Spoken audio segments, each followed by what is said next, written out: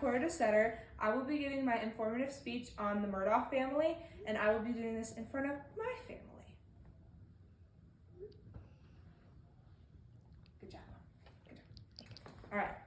Alex Murdaugh was a wealthy lawyer, but now he's broke, addicted to OxyContin, and serving a life sentence in jail for the murder of his wife and his son. The Murdaugh family has corrupted the system, and it has finally caught up to them. Alec Murdaugh was convicted of the murder of his wife and his son, and I will present the evidence against him and the evidence that was used in his prosecution to try to prove his innocence, as well as explain the murders that happened around the family itself. To begin, the first piece around the Murdaugh murders was the murder of Mallory Beach. The murder of Mallory Beach happened one night. Alec Murdaugh's son, Paul, and his friends were out on a boat, and Paul was driving the boat, and it turns out he was intoxicated. And he was driving the boat in circles and circles and circles until finally they ran into a bridge, causing an accident. Mallory was flown out of the boat, but all of the other people survived.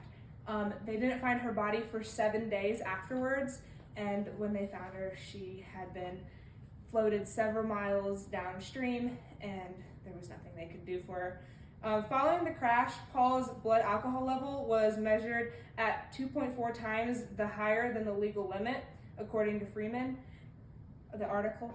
And because of this, there was light shed on the Murdaugh family, and the conviction and all of the corruption that they had for the system, the legal system, the lawyers. They had corrupted everything, and this was the unraveling of their lifestyle, basically. The second piece of the unraveling of the Murdaugh family was the murder of Stephen Smith. Stephen Smith lived in the same parish as the Murdaughs, and Stephen and the oldest Murdaugh son, Buster, were in the same class. While it has not been proven that Buster and Stephen knew each other, it was speculated, and one night Stephen's body was found in the middle of the road. There was no evidence to who dumped him there. There was no motive, there was nothing, and there was no formal investigation on his body. And it's because the Murdaughs had a hand in this. The Murdaugh family should not have been involved in any part of Stephen's investigation, but they were. They came out of the blue, they showed up at the crime scene, and they said, this is not here, this is not here. They erased evidence, and unfortunately Stephen was never prosecuted.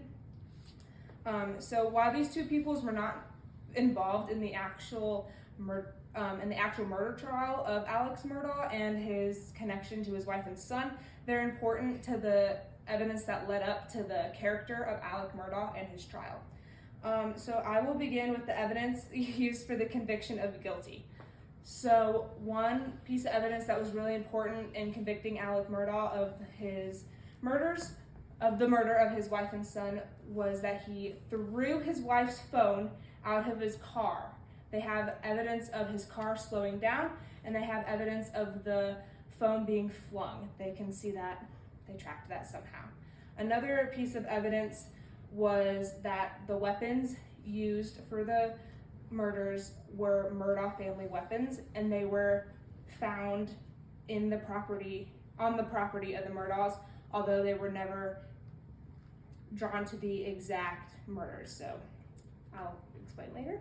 And then the last piece of evidence that was really convicting was, according to Levinson, he states that the video focuses on one of their dogs, and it appears to have been recorded at the time of the kennels at their family home in the background.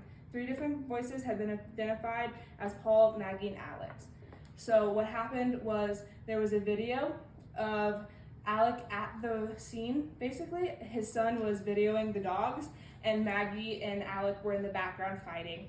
And this ultimately proved him to be at the murder scene, and there was motive. They were fighting. Although there was motive, according to this, the defense tried to prove his innocence by saying there was no motive. Maggie had no life insurance policy, and neither did Paul. So financially, Alec Murdaugh killing them, there was no financial gain. and he was broke. He was addicted to OxyContin. Why wouldn't he needed the money? Why would he kill his wife and son then? That was one thing that the defense tried to prove. Another thing that the defense tried to prove was there was no DNA evidence from the murders. There was no blood splatter on any of Alec's clothes, and there was nothing on his body, his fingernails, his shoes, nothing.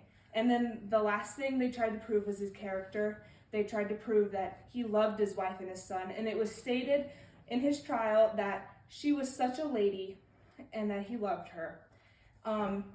Another thing they tried to prove was that the drugs caused him to lie. So he said that after this video came out, he tried to say, "Oh, I lied because I wasn't there," and then the video came out and it proved that he was there. So the defense took the tactic of saying that he was on drugs, and so he lied because he didn't know what was happening. And he said, "Oh, what a tangled web we weave. Once I told a lie, then I told my family I had to keep lying."